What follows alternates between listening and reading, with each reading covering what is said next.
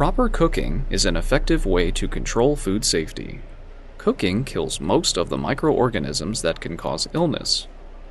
Raw animal products need to be cooked to the following internal temperatures measured in the thickest part with a probe thermometer. Chicken, 165 degrees Fahrenheit for 15 seconds. Ground and cut up meats, 155 degrees Fahrenheit for 15 seconds. Steak, pork, fish, and eggs, 145 degrees Fahrenheit for 15 seconds.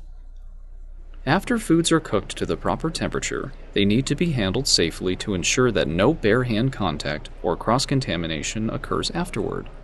Cooked products must never be stored next to raw animal products. Although undercooking foods increase the chance of foodborne illness, establishments may provide the option for customers to request having undercooked foods, such as rare meats, sunny-side-up eggs, and raw oysters if a consumer advisory notice is declared on the menu.